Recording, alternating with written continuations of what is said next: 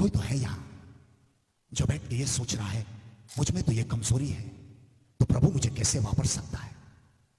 मुझ में तो ये कमजोरी है, परमेश्वर मुझे कैसे इस्तेमाल कर सकता है।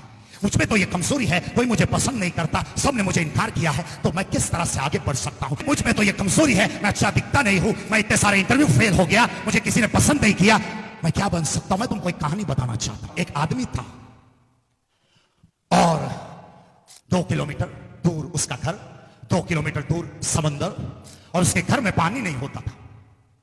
तो वो आदमी, उसने 2 मटके लिए, एक लकड़ी लिया और एक बाजू एक मटका लगाया और दूसरे बाजू दूसरा, और इस तरह से उसको कंधे पे रखा ताकि एक मटका दाहिनी तरफ, एक मटका बाईं तरफ, और वो समुद्र में जाता था, पानी भरता था और 2 मील चल के वापस अपने घर में आता था और पानी को अपने ड्रम में भर देता था।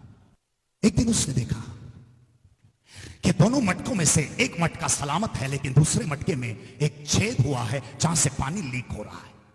और ये जो टूटा हुआ मटका जब भी वो लगाता था लकड़ी के दोनों तरफ और समुद्र से पानी भरता था, तो दोनों में उतना ही भरता था, लेकिन जब घर आता था तो जो मटका टूटा हुआ है वो खाली रहता था, और जो सलामत मटका है उसमें से पूरा पानी घर तक पहुंचता था।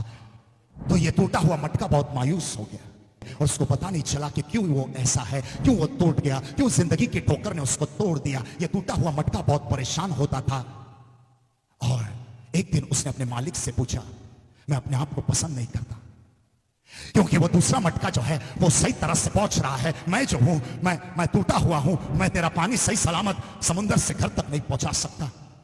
तू मुझे फेंक क्यों नहीं देता, तू मुझे खत्म क्यों नहीं करता, तू मुझे धिक्कार क्यों नहीं देता। तो मालिक उसको बोलता है, सुन, मैं जानता हूं कि वो जो मटका सलामत है वो पानी लेके आता है घर तक, लेकिन क्या तूने ध्यान दिया कि जिस बाजू में मैं तुझे लटकाता था उस बाजू मैंने कुछ बीज डाले थे, तो जब जब मैं तुझे लेके आता था तो उस पे पानी डालता था। आज वहां खूबसूरत बगीचा है, आज वहां खूबसूरत बगीचा है। क्या तुमको इतना भी पता है परमेश्वर तुम्हारी कमी और कमजोरियों को इस्तेमाल कर रहा है तुम्हारी जिंदगी को खूबसूरत बनाने के लिए। तुम्हारे बेरंग जिंदगी में फिर से रंग भरने वाले हैं। मैं जानता हूं तुम्हारी जिंदगी एक कोरा कागज बन गई थी, लेकिन आज के बाद तुम उसमें अपने जीवन का सही कहानी लिखने वाले।